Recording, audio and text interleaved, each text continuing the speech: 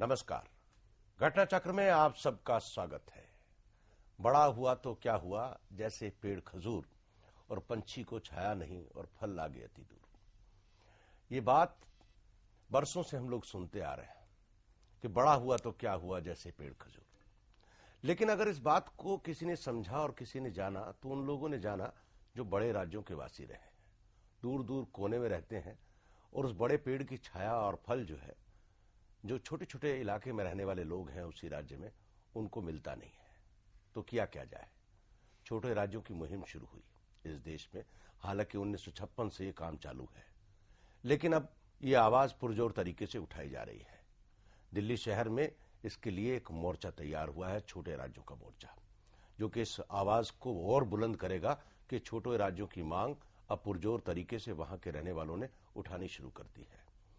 और इसके साथ ही अगर आप इंटरनेट पर खोजेंगे तो ये पाएंगे कि एक नए सोच और विचार की जद्दोजहद शुरू हो गई है, जिसमें अगर आप ये टाइप करें कि unitedstatesofIndia.com तो आपको पता लगेगा कि इंटरनेट पे नाम ये बुक हो चुका है। यानी कि यूनाइटेड स्टेट्स ऑफ इंडिया की तरह, अमेरिका की तरह से अब भारत का नाम जब लेंगे आप तो we the people of India नहीं, we the people of United States of India की बात की शुरुआत हो गई है। और बुराई भी नहीं है। 28 राज्य हैं और 9 केंद्र शासित प्रदेश हैं। तो ऐसे में ये सोचा जा रहा है और ये आवाज बुलंद की जा रही है कि छोटे छोटे राज्य, खासतौर से 1969 में जब पंजाब, हरियाणा और हिमाचल बने और जिस तरह से इन 3 राज्यों का विकास हुआ और अभी जो 3 राज्य बने हैं जिनके विकास की डोर चालू है, ऐसे में जो छोटे राज्य मांग कर रहे हैं उनका दरवाजा क्यों नहीं खोल दिया जाए? ये बहस है पूरे देश में। इस बहस को जैन टीवी आगे बढ़ाएगा। अगर आपके मन में कोई सवाल है तो आप हमें भेज सकते हैं ईमेल। मैं ईमेल बताऊंगा प्रोग्राम के बाद में। हमारे बीच में मेहमान है, मैं आपका परिचय करा दूं, विद्यासागर राव जी हैं हमारे बीच में, जो कि तेलंगाना क्षेत्र से आते हैं, एक लंबे समय तक चीफ इंजीनियर रहे हैं वहां। विद्यासागर जी, आपका स्वागत है हमारे इस कार्यक्रम में। और तेलंगाना क्षेत्र के ही युवा नेता और कर्मठ लीडर चंद्रशेखर राव जी हैं, जो तेलंगाना राष्ट्र समिति के अध्यक्ष हैं। जिन लोगों को तेलंगाना का नाम नहीं मालूम, तो तेलंगाना मूवमेंट एक चली थी जो कि कम्युनिस्ट पार्टी ऑफ इंडिया ने चलाई थी। राजेश्वर राव जी उसके नेता थे। और चंद्रशेखर राव जी, आपका स्वागत है हमारे इस कार्यक्रम में। और फिल्मी दुनिया की जानी मानी हस्ती राजा बुंदेला जी, जो कि फिल्मी दुनिया में भी हैं और खास तौर से लोग बुंदेलखंड के लोगों की आवाज को पुरजोर तरीके से उठाने में जुटे हैं। अध्यक्ष हैं बुंदेलखंड मुक्ति मोर्चा के। राजा जी, आपका स्वागत है हमारे इस कार्यक्रम में। नमस्कार। प्रोग्राम की शुरुआत जो है, इब्तिदा हम आप ही से करेंगे। बुंदेला जी, अगर ये सवाल लोगों से आप से किया जाए कि भाई छोटे राज्यों की मुहिम और छोटे राज्यों का सवाल आज की डेट में आप लोगों के मन में क्यों आया है, क्या दिक्कतें हैं? जहां तक बुंदेलखंड का है, मैं उसकी बात करूंगा, आगे की बात राव साहब करेंगे। बुंदेलखंड का जो दोहन है पिछले कई सालों से होता आ रहा है। बुंदेलखंड अंग्रेजों के राज्य में था, एक राज्य था जब अंग्रेज थे। अंग्रेजों के जाने के बाद जब इसको 2 भागों में बांटा गया, मध्य प्रदेश और उत्तर प्रदेश में, तो ये आवाज उठी कि भाई क्यों, हम पहले से ही एक राज्य हैं और इसको 2 भागों में बांट रहे हैं। तब ये कहा गया था कि प्रशासनिक हमारी कुछ मजबूरियां हैं जिनके चलते हम इसको 2 भागों में बांट रहे हैं। जैसे ही हम स्थायी तौर पर कोई एक प्रशासन बन जाएगा तो हम फिर से बुंदेलखंड राज्य को बना देंगे। तब से लेके आज तक अगर आप देखें, उत्तर प्रदेश जहां से शुरू होता है और जहां बुंदेलखंड तक पहुंच के खत्म होता है, हम पिछवाड़ा बन जाते हैं। इसी तरह मध्य प्रदेश भी जहां से शुरू होता है और मध्य प्रदेश जहां खत्म होता है वो भी बुंदेलखंड है। तो दोनों ही प्रदेशों में हम बटे हुए पिछवाड़ा है, पीछे की जगह है। जब भी कोई अतिथि आता है, जब भी कोई त्योहार, कोई किसी तरह का कोई फंक्शन होता है, तो सामने तो सजा लिया जाता है, उसको तो साफ कर दिया जाता है, लेकिन जहां तक हमारे आते आते पीछे तक कभी कोई साफ सफाई, कभी जो कुछ अंग्रेज करा के गए, जो कुछ मुगल्स ने किया, तब तक वही है। इसी तरह कोई भी योजना जब चालू होती है उत्तर प्रदेश में, किसानों के लिए, मजदूरों के लिए, स्टूडेंट्स के लिए, वो यहां से तो शुरू होती है और जाते जाते वहां तक बुंदेलखंड तक पूरी खत्म हो जाती है। वहां के किसान को अगर यहाँ 100 रुपये होता है, जैसा राजीव गांधी जी ने कहा था कि 100 रुपये अगर किसान को किसी योजना के तहत दिए जाएं तो किसान तक पहुंचते पहुंचते 1 रुपया होता है। तब उन्होंने कहा था, मैं तो दावे के साथ कह सकता हूं कि बुंदेलखंड के किसान के पास अब वो 1 रुपया भी नहीं पहुंच रहा है, केवल उससे अंगूठे लगाए जा रहे हैं, उससे साइन करवाए जा रहे हैं और उसको दोहन किया जा रहा है। इसके चलते वक्त बेवक्त बराबर मांगे हुई हैं बुंदेलखंड के अलग बनाने की। जो पन्नीकर कमीशन ने, जो आयोग ने जो रिपोर्ट दी थी, उसमें उड़ीसा और बुंदेलखंड को सबसे प्रायोरिटी पे उन्होंने रखा था कि बुंदेलखंड एक ऐसा पिछड़ा प्रदेश है, अगर जल्द से जल्द इस पर ध्यान नहीं दिया गया तो यहाँ के आदमी इतनी मतलब लो पॉवर्टी लाइन के नीचे भी अगर कोई रेखा होगी उसके नीचे पहुंच जाएंगे, और इस पर कभी कोई ध्यान नहीं दिया गया। हर नेता, खैर आगे चल के आपसे डिस्कशन में ये भी मैं बताऊंगा कि ये लोग किस तरह से वादे करते हैं। तो इतने सालों से जो मांग चल रही थी, लोगों की बात सुनने वाला कोई नहीं है। वहां से जो बात यहाँ तक प्रशासनिक तक पहुंचा दे, यहाँ के लीडरान तक पहुंचा दे, कोई है ही नहीं। जी, तब बिल्कुल ठीक कह रहे हैं बुंदेला साहब। हम लोग पूरी बात, लेकिन हम लोग पहले बात कर रहे थे छोटे राज्यों की फिलॉसफी के ऊपर, हम लोग पहले उस पे चलें, उसके बाद इंडिविजुअल क्षेत्र की बात पे आएंगे। चंद्रशेखर जी, आप बताएं कि हाँ, आप जो है, आपको क्या लगता है कि छोटे राज्यों को, जैसे 28 अभी राज्य हैं हमारे इस पूरे देश के अंदर और 100 करोड़ की जनसंख्या है, क्षेत्रफल के हिसाब से 3,500 वर्ग किलोमीटर का एरिया है, उसके हिसाब से हर बार जब भी आप केंद्र के पास जाते हैं तो केंद्र जो है छोटे राज्यों को उपेक्षा की तरह से देखता है कि आप क्यों डिमांड कर रहे हैं, प्रॉब्लम क्या है, आप वहीं क्यों नहीं सॉर्ट आउट करते हैं उस प्रॉब्लम को। तो आप लोग, क्योंकि तेलंगाना के मूवमेंट मुझे मालूम है, जिन लोगों ने उस किताब को पढ़ा है या उस मूवमेंट को देखा है, तो तेलंगाना तो बहुत पहले राज्य बन जाना चाहिए था। आप बताएं। बात कुछ ऐसा है, आजादी मिलने के बाद जब राज्यों का पुनर्गठन आयोग का नियुक्त हुआ था, उस आयोग के अध्यक्ष फजल अली साहब थे, उन्होंने भी तेलंगाना और विदर्भा दोनों राज्य बनाने का रिकमेंड किया था। तेलंगाना एक अलग राज्य था 1948 से लेकर के 1956 तक एक स्वतंत्र राज्य था। वहां असेंबली थी, इलेक्शंस हुए, बोरलू रामकृष्ण राव जी हमारे मुख्यमंत्री रहे। जब राज्यों का पुनर्गठन हुआ तब तेलंगाना को आंध्रा में मिलाने का एक साजिश चला। तेलंगाना की प्रजा इसका विरोध करे, बहुत सारे अनुमान व्यक्त करे, उसके बावजूद भी मिला दिया गया। और 45 साल का अनुभव हमें ये बता रहा है कि अब हम एक कंबाइंड स्टेट में कुछ नहीं पाएंगे। कृष्णा गोदावरी जो बड़े नदियां हैं, सारा पानी हमसे छीना जाता है, गवर्नमेंट एम्प्लॉयमेंट हमसे छीना गया, हर चीज में हमारे साथ मतलब नाइंसाफी होता है। तो तेलंगाना की प्रजा 1968 में भी बड़ी तादाद में आंदोलन हुआ, वहां पे बहुत आंदोलन चला। 400 हमारे छात्र, हमारे युवा पुलिस फायरिंग में मारे गए, शहीद हुए।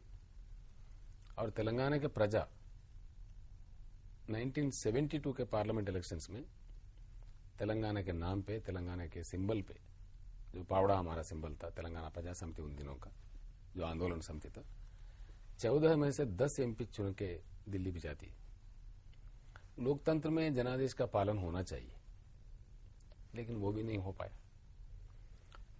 दूसरा बात मैं आपसे ये भी बताना चाहूंगा, हिंदुस्तान में जो छोटे राज्य हैं आज, जैसा कि हरियाणा है, हिमाचल प्रदेश है, पंजाब है, दक्षिण में केरल है, वो बहुत प्रोग्रेस कर रहे हैं। एडमिनिस्ट्रेटिव कन्वीनियंस बढ़ जाती है, एडमिनिस्ट्रेटिव ग्रिप बन जाता है और डेफिनेटली तरक्की कर सकते हैं। आप देखिए, देश में छोटे छोटे जिले बना दिए गए। अब हमारे ही प्रांत में, हमारे आंध्र प्रदेश में पंचायती समिति से रहा करते थे, ब्लॉक पंचायत, उनको मंडल पंचायत बना दिए गए। 25-25 गांव का एक मंडल है। ये तो प्रशासनिक सुविधा के लिए छोटे राज्य बने तो बहुत अच्छी बात है। दूसरी बात मैं ये भी आपसे बताना चाहूंगा, अमेरिका जैसा देश है, वहां 30 करोड़ की आबादी है और 52 राज्य है, तो एडमिनिस्ट्रेटिव कंट्रोल अच्छा है, हर चीज अच्छा है, प्रशासन अच्छी तरह से शासन को लागू कर सकते हैं। तो छोटे राज्य बनाने में किसी को क्या दिक्कत है, पहले हम वो सोचें। और दूसरी बात, हिंदुस्तान में आज के माहौल में राज्य बनाने का कोई साइंटिफिक तरीका नहीं, उसका कुछ एक तरीका होना चाहिए। एक पार्टी समझती है तो बन जाता है नहीं, राज्य। यहाँ तो किसी भी चीज का साइंटिफिक तरीका नहीं है, तो राज्य की तो बात छोड़ दीजिए आप। सही, आपने सही कही है। तो राज्य बनाने का एक तरीका होना चाहिए, एक रीत रिवैया होना चाहिए, जी कुछ क्राइटेरिया फॉलो करना चाहिए। किसी पार्टी समझते हैं तो राज्य बन जाता है, किसी पार्टी टालना चाहते हैं तो राज्य बनना रुक जाता है। हमारे साथ कांग्रेस पार्टी भी धोखा दिया, भारतीय जनता पार्टी। जब 1998 पार्लियामेंट इलेक्शन में उन लोगों का नारा था हमारे पास कि एक वोट दो राज्य, उनका इलेक्शन मैनिफेस्टो में तक रखी उन लोगों ने। जी जब चंद्रबाबू नायडू के एमपीज की जरूरत पड़ी उनके कुर्सी संभालने के लिए, दिल्ली में गद्दी चलाने के लिए, पावर में रहने के लिए, तो तेलंगाना को टाल दिए। तो इस लिहाज से आज जो काम हो रहा है ये बात ठीक नहीं है। विद्यासागर जी आप बताएं। मैं तो एक वाटर रिसोर्सेस इंजीनियर हूँ, जी तो उसके बारे में थोड़े शब्दों में बोलना चाहता हूँ। जी बताएं। ये तेलंगाना प्रांत जो आंध्र प्रदेश में हिस्सा है, हमारे पास दो नदियां हैं बहुत महत्वपूर्ण, बड़े माइटी रिवर्स हैं, एक कृष्णा है, गोदावरी है, they are the life lines of Andhra Pradesh. Telangana प्रांत contributes 68.5% of the water in the Krishna, and Godavari we contribute. I mean Telangana प्रांत जो हमारा परिवाहक प्रांत जो बोलते हैं, catchment area, 80% of the Godavari water is contributed by our. So in any international law says, जो भी है, जैसा कि हेल्सिंकी रूल्स हैं, अगर नदी का बंटवारा विभिन्न प्रांत या विभिन्न स्टेट या विभिन्न देशों में होता है तो कुछ उसके पैमाने होते हैं, कुछ प्रामाणिक ये होते हैं कि जैसे कि आप परिवाहक प्रांत को ले लीजिए, बैकवर्डनेस को लीजिए, और कोई नदी का जरिया है क्या, नेसेसिटीज, और कितना कल्चरेबल लैंड है, these are the parameters on which water is distributed. वो हेल्सिंकी इंटरनेशनल लॉज हैं। इसमें अब प्रॉब्लम यह है कि तेलंगाना प्रांत, although we are is a part and parcel of Andhra Pradesh, जी अगर हम हैदराबाद स्टेट में रहते, जो हमारा पहले जैसा कि साहब बोल रहे थे, हमारे राष्ट्र अध्यक्ष, कि तेलंगाना राष्ट्र जो हैदराबाद स्टेट था उसमें रहते, अगर हम आज 170 of TMC of water which we have lost because of integration into Andhra Pradesh, that we would have got. Just because कुछ जब वो एक बचावत ट्रिब्यूनल ने हमारे को पानी का बंटवारा किया, they went only by one thing, on so and so date your projects were not sent to planning commission. This was the only criteria. Everything was ready on the ground. हमारा जो Hyderabad government, which they have sanctioned, they were about to start the project, but they could not send it to planning commission because they never thought कि एक दिन Hyderabad government विच्छिन्न होगा और आंध्र प्रदेश में होगा। तो these are some technical formalities के लिए we lost 100. नहीं, आपने कई बड़े पर्टिनेंट सवाल उठाए। देखिए, बड़े राज्य से जब छोटे राज्य बन रहे हैं, तो जैसे अभी कर्नाटक और तमिलनाडु का झगड़ा चल रहा है पानी का, पंजाब का, हरियाणा का झगड़ा चल रहा है पानी का, और खैर पंजाब का और पाकिस्तान का झगड़ा तो दीगर है, वो झगड़ा तो छोड़ दीजिए आप। तो पानी के बंटवारे को लेकर के मैं अभी आता हूँ छोटे से ब्रेक की ओर। ब्रेक पर जाने से पहले मैं आपको बता दूं कि बैकग्राउंड, जो स्मॉल स्टेट्स ऑफ इंडिया की जो बैकग्राउंड है, उसका जो इतिहास है, जरा उसको हम नजर डालेंगे। The reorganisation of the states based on language, a major aspect of national consolidation and integration, came to the fore almost immediately after independence. No need was paid to linguistic or cultural cohesion, so that most of the provinces were multilingual and multicultural. Nehru appointed, the Pandit Jawaharlal Nehru appointed in August 1953 the State Reorganization Committee with Justice Fazi Ali, K.M. Panikkar and Hridaynath Kunzru as members to examine objectively and dispassionately the entire question of the reorganization of the states of the Union. The SRC submitted its reports in October 1955 while laying down that due consideration should be given to administrative and economic factors. It recognized for the most part the linguistic principles and recommended a redrawing of state boundaries on that basis. The State Reorganization Act was passed by Parliament in November 1956. It provided for 14 states and 6 centrally administered territories. The Telangana area of Hyderabad state was transferred to Andhra, merging the Malabar district of the old Madras presidency with the Travancore Cochin created Kerala. The strongest reaction against the SRC's report and the States Reorganization Act came from Maharashtra, where widespread rioting broke out and 80 people were killed in Bombay city in police firing in January 1956। हम लोग चलेंगे एक छोटे से break की और break के बाद लौट करके आएंगे और चर्चा करेंगे छोटे राज्यों की गूंज।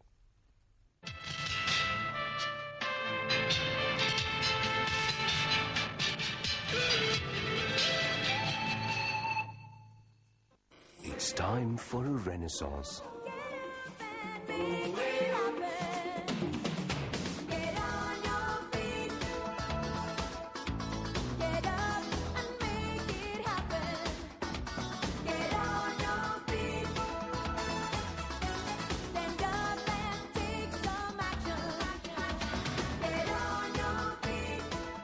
The Renaissance Goa Resort. It's time for a renaissance. MDH की देगी मिर्च, देगी मिर्च का तड़का, अंग अंग फड़का। MDH की देगी मिर्च। Here begins the era of royalty.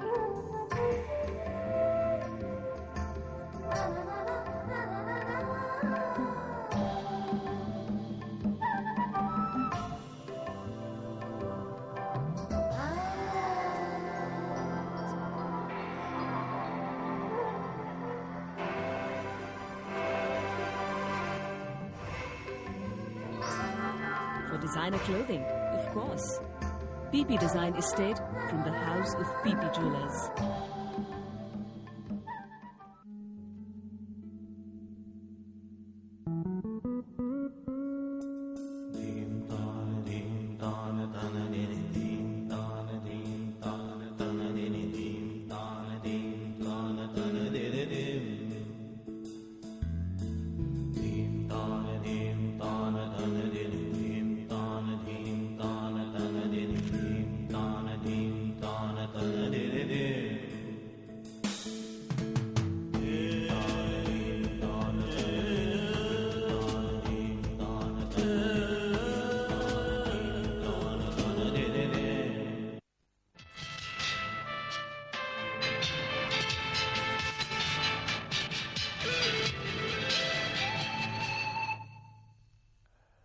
छोटे राज्यों की गूंज घटना चक्र में आप सबका एक बार फिर से स्वागत है। आज छोटे राज्यों के तमाम देश के लोग इकट्ठा हुए हैं दिल्ली में और छोटे राज्यों की गूंज प्रधानमंत्री को सुनाने के लिए आए हैं।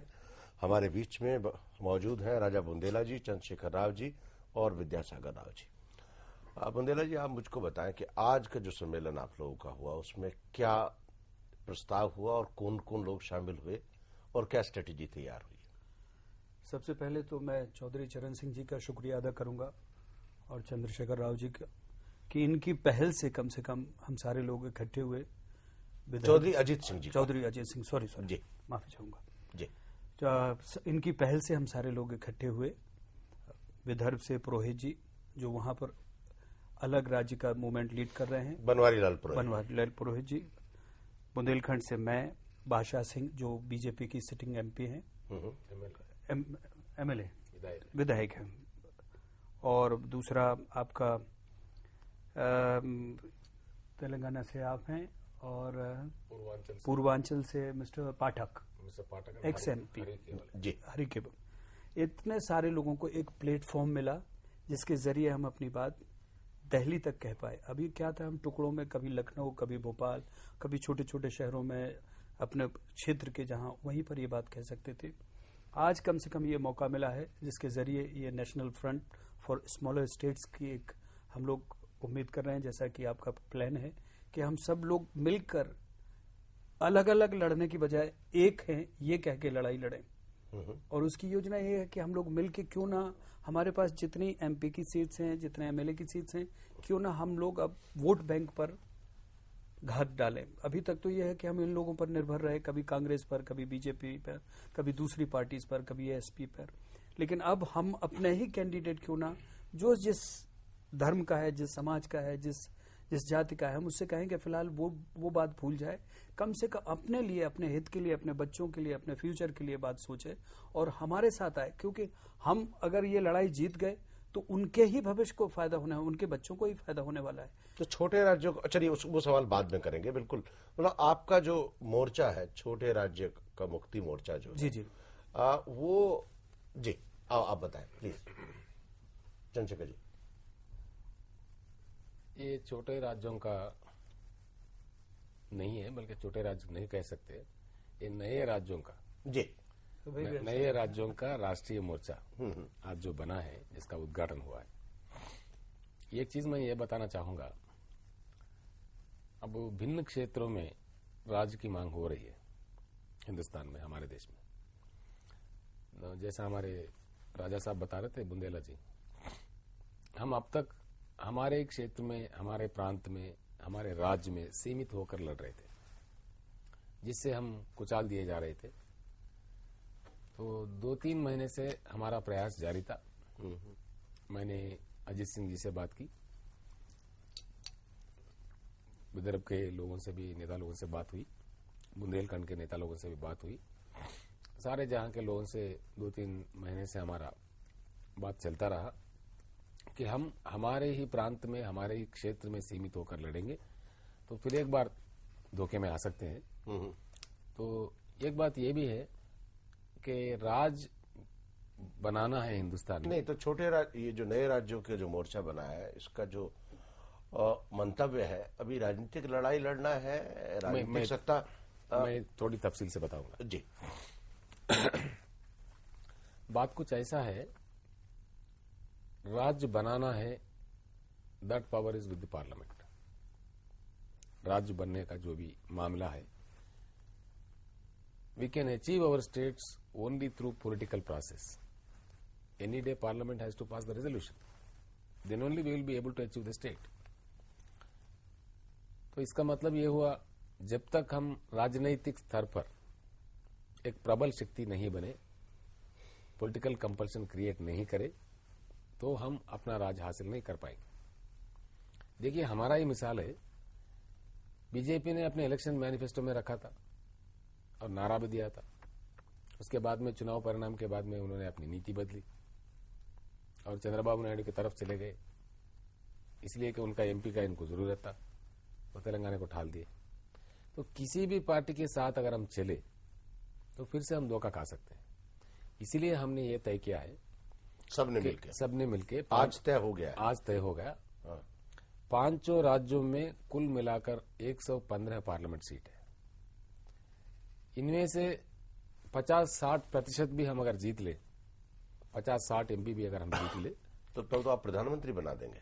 हम जिसको चाहे प्रधानमंत्री बना देंगे जी। और हम हमारे राज्य का जी। अब तक हम मांगते रहे, भीख मांगते रहे।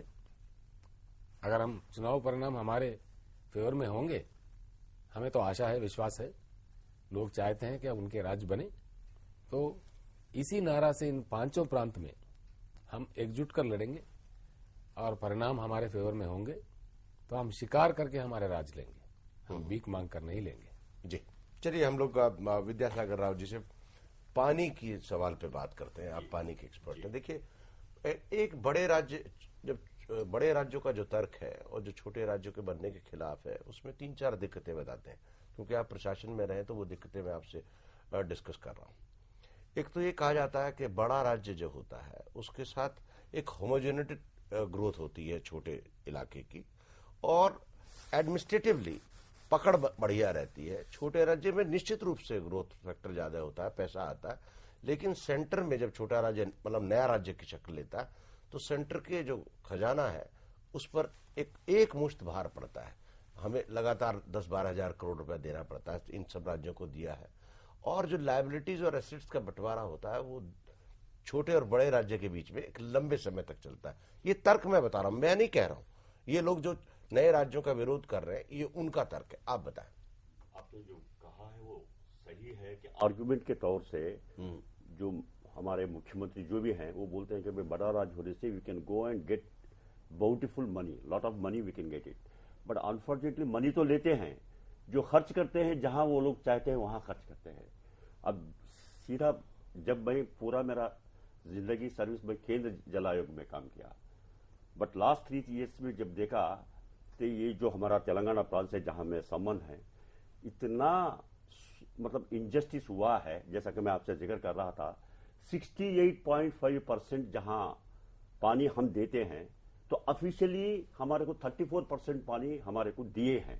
मतलब अलॉटेड। नहीं वही मैं कह रहा Out of that हूँ, only- इसी तरह के झगड़े जब नए राज्य बनते हैं, आप बिल्कुल मेरी बात कह रहे हैं, इसलिए- जो लोग आप छोटे नए राज्यों के विरोध में हैं वो ये कहते हैं कि जब नए राज्य बनते हैं तो पानी के झगड़े, सीमा के झगड़े, संपत्तियों के बंटवारों के झगड़े शुरू हो जाते हैं।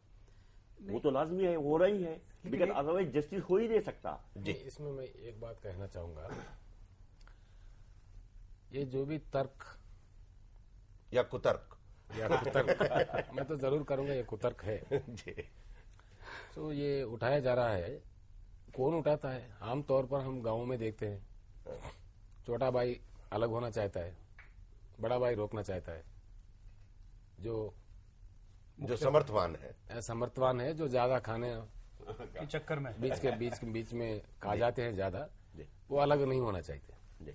दूसरा बात मैं ये कहना चाहूंगा, आखिर ये प्रशासन चल रहा है, झगड़ा अगर राज्यों के बीच में होता है तो सेंटर है, इसीलिए हमारा फेडरल सिस्टम है, हमारा सुप्रीम कोर्ट है, अपेक्स बॉडीज है, they are there to resolve all the things, these are petty things. अगर पानी के लिए झगड़ा होता है तो आप पानी सेंटर के काबिज में लेना चाहिए, centre should take over the water system and it should distribute in an equitable manner. जैसा राव साहब कह रहे हैं कि इसके अलावा क्या झगड़े नहीं हो रहे हैं? जो हम एक्स्ट्रा झगड़ों की बात कर रहे हैं, क्या अभी जो वस्तु स्थिति हमारे सामने है, जिसको अगर आप मान लें, तो आपको लगता है क्या झगड़े नहीं हो रहे हैं? सेंटर को ऐसे लगता है कि अभी सब कुछ ठीक चल रहा है? आज बिहार के हालत उठा के देख लीजिए, आज उत्तर प्रदेश का ही आप हाल उठा के देख लीजिए, क्या किस कदर दुर्गत है वहां पर लोगों की, पानी को लेकर, बिजली को लेकर। हम बुंदेलखंड में 7 हमारी नदियां हैं, जैसा आपने कहा कि इन पास 2 नदियां, हमारे पास 7 नदियां हैं। हमें जरूरत है 80 केबी मेगावाट की और हम बना रहे हैं 286 मेगावाट। हमारे पास 14 घंटे की हमारे पास पावर कट होती है, 14 घंटे की। आप सोचिए, बच्चा रात में पढ़ नहीं सकता है, रात में 8 या 9 बजे से लाइट जाती है और सुबह तक कोई लाइट नहीं होती है। दिन में केवल इसलिए लाइट होती है कि फैक्ट्री चल रही है, पैसे वालों का काम चल रहा है। रात में कोई ना वहां अस्पतालों में बिजली होती है, ना वहां बच्चों के पढ़ने के लिए, ना किसी तरह की। तो हम ये कह रहे हैं कि अगर इतनी ही शांति है, जैसा कि आप कह रहे हैं छोटे राज्य बनाने से और प्रॉब्लम बढ़ेंगी, झगड़े बढ़ेंगे। मैं नहीं कह रहा हूं, छोटे राज्यों जो लोग इसका विरोध कर रहे हैं, आप मतलब आप उस साइड बैठे हैं इसलिए हम कह रहे हैं, हमारे इस साइड होते तो हम आपको नहीं कहते। वो लोग जो इस बात का विरोध कर रहे हैं, तो क्या अभी इतनी शांति है? क्या तेलंगाना में अभी शांति है या विदर्भ में अभी शांति है? आप बताइए ना, कहां पे? हर जगह कहीं। इसीलिए तो ये बात उठी कि वहां पे विरोध है, वहां झगड़ा है, विदर्भ में तो देखिए सामंजस्य नहीं है वहां पर। विदर्भ में तो विधानसभा भी है, पैरेलल वहां सब कुछ है, उनका तो तैयार बैठे, उनका तो बकायदा पूरा पैरेलल स्ट्रक्चर है। नहीं, लेकिन बस जो है वो नहीं है, दिखावे के लिए है। नहीं, विधानसभा है तो क्या है, साल में एक बार आके सभी लोग यहाँ बैठक करके फिर चले जाते हैं, पिकनिक बना के चले जाएंगे। 1100 किलोमीटर जाना पड़ता है। जब भंडारा डिस्ट्रिक्ट है विदर्भ का, उनके अपने राजधानी को जाना है तो 1100 किलोमीटर कौन जाएगा? What about a common man? Can he afford to go 1100 kilometres? नहीं, वो तो बुंदेलखंड में भी है, वो तो पश्चिमी उत्तर प्रदेश के आदमी के साथ भी है, वो तो सब पूर्वांचल के राज्यों के साथ भी है। सर, जैसा राव साहब ने कहा था कि हम कोई मापदंड तो नहीं रखे हुए हैं ना राज्य बनाने का। भी कहा कि जब इन्होंने चाहा तो राज्य बना दिया, जब इन्होंने चाहा उसको तो कुतर्क, जैसा आप कह रहे हैं, कोई भी लॉजिक देके उसको मना कर दिया। आखिर छत्तीसगढ़ का क्या औचित्य था? जी, छत्तीसगढ़ का तो कोई बहुत बड़ा मूवमेंट था भी नहीं। नहीं, छत्तीसगढ़ का मूवमेंट था साइलेंट मूवमेंट। लेकिन इनको लगा कि वो बहुत जरूरी है। दोनों पार्टियों को, जो सत्ता में, हम नाम नहीं लेंगे, सबको पता है, उनको लगा कि उसमें बंदर बांट हो सकती है, क्योंकि दिग्विजय सिंह और अजित जोगी जी की बहुत बड़ा झगड़ा था। वो एक म्यान में 2 तलवार नहीं हो सकते थे, तो बड़ी इत्मीनान से उस प्रदेश को 2 भागों में बांट के दोनों लोगों को स्थापित कर दिया। जबकि सालों दर साल तेलंगाना और विदर्भ और बुंदेलखंड, इनके सालों दर साल जिसके लिए कुर्बानियां भी दी गई। तेलंगाना का तो पिछले 40 साल से लगातार चल रहा है। नाटक लिखे गए, गोविंद मिश्र का प्ले उध्वस्त धर्मशाला तेलंगाना पे पूरा का पूरा आधारित है, जो हमने किया है। एक प्रोफेसर की पूरी कहानी है, तो उसको लेके बिल्कुल नजरअंदाज कर दिया गया है। जहां इनकी जरूरत हुई, जैसा राव साहब ने कहा, वहां इनको लगा कि नहीं, इनको बना देने चाहिए, क्योंकि इसमें बंदर बांट में हमारा फायदा है। तो हम ये कह रहे हैं कि ये तो जनता की आवाज है, जिसके चलते आज हम यहाँ आपके पास इस स्टूडियो में बैठे, जिसके जरिए हम लोगों से ये बात कह रहे हैं। अगर और भी रोका गया तो ये आवाज और भी बढ़ेगी। जी, चलिए हम लोग चलते हैं छोटे से ब्रेक की, और ब्रेक के बाद लौट करके आएंगे। 1 नवंबर 1969 को 3 राज्य बने थे, पंजाब, हरियाणा और हिमाचल। ये बताने की जरूरत नहीं है इन तीनों प्रदेश कितने खुशहाल हैं और कितने राजनीतिक रूप से प्रभावशाली हैं। बहरहाल ये बहस जारी रखेंगे छोटे राज्यों की गूंज एक छोटे से ब्रेक के बाद।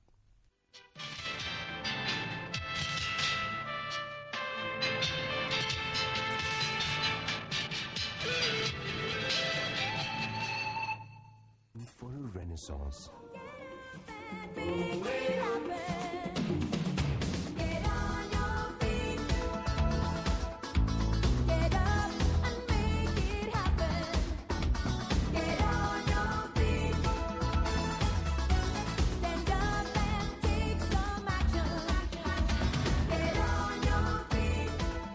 The Renaissance Goa Resort. It's time for a renaissance.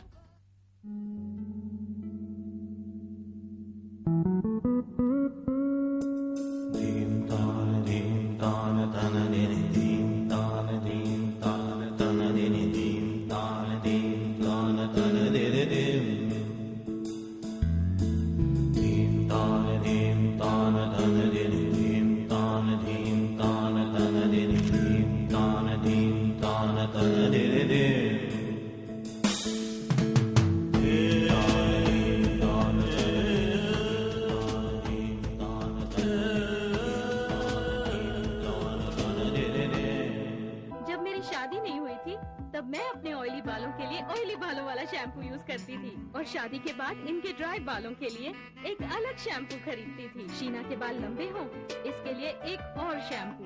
तंग आ गई थी हर बार के अलग अलग शैम्पू से। फिर मैंने पाया सिम्को एक्स्ट्रा के हर्बल शैम्पू। इसमें है आंवला, रीठा और शिकाकाई का उचित मिश्रण जो देता है आपके बालों को संपूर्ण सुरक्षा और भरपूर पोषण।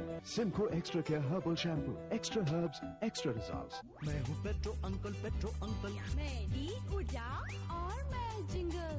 करते हम बूंद बूंद की बात, चलते लेकर सबको साथ। दुनिया है हमारी दीवानी। रेडियो पर सुनो हमारी कहानी। कैसी कहानी? सुनो अबून। ऊर्जा के जो भी है सहारे, हमको है प्राणों से प्यारे, यही तो है बूंद बूंद की बात। 37 रेडियो स्टेशनों पर 5 भाषाओं में प्रसारित पीसीआरए का संरक्षण अभियान। सुनते सुनते जीतो इनाम। बूंद बूंद की बात।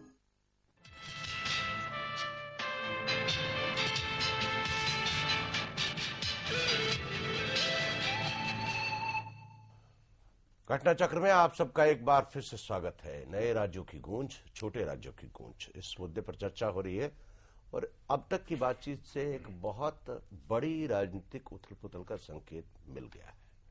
115 सांसद हैं इन नए राज्यों में जिनकी बनाने की कल्पना, बनाने का आंदोलन की तैयारी है और ये काम किया है चौधरी अजीत सिंह ने। इन सबको इकट्ठा किया है और उसका मोर्चा बना दिया है और आगाज ये है कि सब लोग अपने अपने मोर्चे से चुनाव लड़ेंगे और पार्लियामेंट में आकर के ये मांग करेंगे कि नए राज्य हमको मिलने चाहिए। अगर 115 सांसदों में से 60% सांसद भी इनके आ गए तो ये समझ लीजिए प्रधानमंत्री का मामला तय होने जा रहा है। बहरहाल हमारे बीच में राजा बुंदेला जी हैं, चंद्रशेखर राव जी हैं और विद्यासागर राव जी हैं। बुंदेला साहब, आप मुझे ये बताएं कि आपका मकसद राजनीतिक सत्ता केंद्र में हासिल करना आप इस मोर्चे के माध्यम से, या सिर्फ राज्य बनाना आपका लक्ष्य है? मतलब it should be very clear. I will be very clear. हाँ, जहां तक राजनीति का सवाल है, मेरे खुद के परिवार में पुश्तैनी राजनीति चली आ रही है। एक हिस्सा कांग्रेस में है तो दूसरा धड़ा बीजेपी में है। पहले जनसंघ में हुआ करता था। आप यकीन जानिए, मैंने कभी अगर राजनीति में मुझे आना था तो उनका दामन पकड़ लेता, या उस पाले में होता या इस पाले में, कहीं ना कहीं पहुंच जाता। नहीं, मैं आप व्यक्तिगत बात नहीं कर रहा हूँ। मैं बात कर रहा हूँ आपके बुंदेलखंड मुक्ति मोर्चा की बात। उसी पर मैं आ रहा हूँ जी। जब मैंने देखा कि इन दोनों से कहीं पे भी उस आम आदमी का कोई भला नहीं हो रहा है, एक घर के अंदर घर ही विरोध शुरू हुआ था, तब मैंने कहा नहीं, अगर इसके लिए मुझे राजनीति में भी आना पड़े, इसके लिए मुझे इन लोगों से झगड़ा भी करना पड़े, तो मैं तैयार हूं। और उसके चलते 95 से लेके आज तक मैं मूवमेंट से जुड़ा और महीने में कम से कम 10 दिन बुंदेलखंड के लिए मैं देता हूं। वहां के लोगों से जुड़ा हुआ हूं, आम आदमी की समस्या जानता हूं। वहां के लोग मुझ पर भरोसा किए हुए हैं, जिसके चलते कम से कम इतनी उन्होंने मुझे ताकत दी है कि मैं यहां तक पहुंच के लोगों से बात करूं और उनके हित के बारे में सोचूं। ऐसा अब रहा नहीं, क्योंकि वहां इन लीडरान के पास कोई मुद्दा नहीं रहा जिसके चलते वो उनकी जनता से बात करें। लेकिन मुझे ये लगा कि अगर इनका ट्रस्ट मुझ में है, कई बार ऐसा होता है कि लोग पढ़ लिख के अपने छोटे से गांव या शहर से बाहर निकलता है और शहरों में बस जाता है, लौट के नहीं जाता है। इतनी गरीबी, इतनी भूखमरी, इतनी बेरोजगारी वहां पर है, तो आपको लगता है कि किसी ना किसी तरह से तो आप निकल के यहाँ पहुंचे। नहीं, तो आपका लक्ष्य सिर्फ राज्य तक सीमित है। निश्चित तौर पर केंद्र की सत्ता से आपको कोई भागीदारी का मतलब नहीं। सत्ता हम कौन होते हैं? जब राज्य बनेगा तो समीकरण अलग होंगे, उसके नए नेता होंगे, उसके नए लोग होंगे, उसके बोलने वाले नए होंगे, उसके सपोर्ट देने वाले नए होंगे, नए नेता होंगे। जनता तय करेगी कि किसको। शिबू सोरेन जी ने छत्तीसगढ़ की लड़ाई सालों दर साल लड़ी, लेकिन उनको कहीं कोई गद्दी नहीं मिली, उनको दरकरार कर दिया गया। इसी तरह उत्तराखंड की लड़ाई किसने लड़ी थी और उस पर सत्ता पर काबिज कौन हुए? मैं ये कहता हूं कि हमारा मकसद, खैर राव साहब और दूसरे लोग अपने तरीके से सोचते होंगे, सीनियर है मुझसे राजनीति में और इस काम में। मैं ये मानता हूं कि मेरा मकसद और बुंदेलखंड मुक्ति मोर्चा का पूरी तौर पर हम लोग यकीनी तौर पर ये मान के चल रहे हैं कि हमारा मकसद एक अलग राज्य की करना है। इसके बाद निर्णय क्या होता है, जनता क्या तय करती है, ये उनके ऊपर है। एक सवाल आप तेलंगाना के बारे में बाद में बताएंगे। मैं जो फिलोसफिकल सवाल करना चाह रहा हूं आपके मोर्चे से रिलेटेड, नए राज्यों के गठन के लिए जो मोर्चा बना है उसका आगाज जो है, उसकी दस्तक जो है प्रधानमंत्री के दरवाजे पे सत्ता परिवर्तन के लिए है ये मोर्चा, या आप अपने अपने क्षेत्रों तक, राज्यों के, नए राज्यों के गठन तक सीमित रहेंगे? मैंने जब 2001 अप्रैल 27 को आंदोलन का आरंभ किया था, तभी साफ बता दिए थे कि हमारा एजेंडा सिंगल पॉइंट एजेंडा है। पहला एजेंडा सिंगल पॉइंट एजेंडा है हमारा, पहला एजेंडा। राजनीति में एजेंडे बदलते रहते हैं ना, इसलिए मैंने पहला एजेंडा नहीं, वैसे बदलाव नहीं होगा, मैं आपको बताऊंगा। हमारा एकमात्र एजेंडा है वो राज हासिल करना। अगर सियासत, राजनीति के बारे में अगर हम सोचते तो मैं विधायक भी था, डिप्टी स्पीकर था हमारा एपी लेजिस्लेचर का। मैंने विधायक उसको भी त्याग पत्र दे दिया, डिप्टी स्पीकर को भी त्याग पत्र दे दिया, और मैंने ये भी तक ऐलान किया कि तेलंगाना राज्य बनेगा तो हमारा तेलंगाना राज्य का पहला मुख्यमंत्री एक दलित होगा। इसलिए कि हमारे पास अशांति आई हुई है, गरीबी बढ़ गई है, तो उन सब चीजों को हटाना है। तो एक दलित को मुख्यमंत्री बना के ही उनका आत्मविश्वास हम निर्भर कर सकते हैं और उस तरीके से उन लोगों को भागीदार बना के उनके अपने डेवलपमेंट में हम काम ले सकते हैं। इसलिए हमने ऐलान भी कर दिया, या तेलंगाना में पूरी प्रजा जानती है। तो हमारा को कोई राजनीतिक स्तर पर कुछ तीतर बीतर करे, इससे हमारा कोई दिलचस्पी नहीं है। हमारा मुद्दा सिर्फ हमारा राज्य हासिल करना, और हमारे गठबंधन जो आज हुआ है, हम अच्छी तरह से जानते हैं कि आगामी चुनाव के बाद गठबंधन सरकार ही बनेगा, और वो गठबंधन इतना टाइट रहेगा कि हमारी जरूरियत जो भी सरकार बनाना चाहे उनको होगा। नहीं तो तब क्या होगा? तब हम क्या बोलेंगे? हमारे राज्य के लिए हम डिमांड करेंगे, हम सारे इकट्ठे होकर के। मान लीजिए 115 सांसद हैं आपके, और मैं कहता हूँ 60% आपके आ भी गए, तो टोटल मिलाकर के 60 से 69 के करीब आपके एमपी हुए। तो 69 एमपीओ के बाद जब आप इकट्ठे होंगे तो प्रधानमंत्री से क्या बात करेंगे कि पहले हमको राज्य चाहिए, उसके बाद सपोर्ट देंगे, या how you will proceed with it? कैसे प्रोसीड करेंगे? वैसे हैं अभी जो सरकार है, भारतीय जनता पार्टी एनडीए की सरकार चला रही है, वो लोग तेलंगाना की बात करे और छोड़ दिए। सिर्फ उनको चंद्रबाबू नायडू का एमपीस का जरूरियात था, कोई दूसरी बात नहीं। तो इसी तरह से हमारा जरूरियात होंगे तो हमारे राज दे देंगे वो लोग। बात सीधी है, इसमें कोई। एक सवाल और है इस पूरे पेच में, मैं आपसे पूछूंगा, राजनीतिक रूप से आप एनडीए के सरकार वाले प्रधानमंत्री के साथ रहेंगे या दूसरा जो फ्रंट बनेगा उसके साथ रहेंगे? क्योंकि तब तो अंधा बाटे रेवड़ी सब अपने को दे, तो तब तो मौज आई होगी, आई मौज फकीर की, दिया झोपड़ा फूक अपने जो है। ऐसी बात नहीं है जी, हम किसी के बात भी जुड़े हुए नहीं रहेंगे। The mission of the National Front which has formed today, our mission is to transform the people of these 5 areas into a formidable political force. नहीं, हम अपने स्तर पर एक राजनीतिक शक्ति बनेंगे, प्रबल शक्ति बनेंगे। हमारे शक्ति का झुकाव किधर होगा? हम माननीय अटल बिहारी वाजपेयी की तरफ होगा या माननीय सोनिया गांधी की तरफ? नहीं, हमारा किसी भी तरफ हमारा झुकाव नहीं होगा। जो हमारे राज्य देने के ऐसे में जब प्रधानमंत्री नहीं बनेंगे अटल जी और सोनिया जी नहीं बनेगी, मैं बड़ा दूर फार फेस्ड आइडिया है ये, हालांकि it should not be discuss just now, but क्योंकि बात कर रहे हैं। नहीं, हम ऐसा है, मैं साफ बताना चाहूंगा, गठबंधन सरकार को तो बनना ही बनना है। एनडीए की सरकार नहीं, जो भी गठबंधन होगा, जो भी गठबंधन ही बनेगा वो एनडीए का भी हो सकता है, कांग्रेस का भी गठबंधन हो सकता है, या थर्ड फ्रंट भी हो सकता है जी। हम किसी गठबंधन से, किस गठबंधन से हम आसान तरीके से हमारे राज्य पा सकते हैं, उस गठबंधन का हम समर्थन करेंगे। मगर चुनाव से पहले कुछ नहीं, चुनाव से पहले कुछ नहीं, अभी कुछ नहीं, हम अपनी दम पे लड़ेंगे। दूसरा है, जिनको पता होगा कि भाई ये राज्यों की मांग को लेकर ही तो यहां तक पहुंचे हैं, तो अगर वो हमसे अपेक्षा कर रहे हैं कि हम उनका साथ दें या हम उनको अपना किसी तरह से सपोर्ट करें, तो हमें तो उनसे कुछ कहने की जरूरत ही नहीं। वो चुनाव के बाद में कुछ कह सकते हैं हम लोग, हम तो अभी से तो हम कुछ नहीं कह सकते, हम कुछ नहीं कह सकते। और उसके बाद भी राव साहब, जब हम पूरी की पूरी टीम ही इस बात पे आई है कि हम छोटे राज्यों को चाहते हैं, तो हमारे अगर जो आप 60% जो आप बात कर रहे हैं, 60% अगर वो लोग हमारे पहुंचते हैं, तो जो भी हमसे अपेक्षा कर रहे हैं कि हम उनको समर्थन दें या सपोर्ट करें, तो उनको पता है हमारी मांग क्या है। हम इसके अलावा तो कोई और दूसरी बात। जब राजनीतिक पार्टियां चुनाव लड़ती हैं तो उनकी कश्मकश तो आप जानते हैं, और आप उस हिसाब से राजनीतिक दल है नहीं, क्योंकि आप तो एक आंदोलनकारी पार्टी है। आंदोलनकारी पार्टी और सियासत पार्टी में तो अंतर होता है। नहीं, वैसी कोई बात नहीं।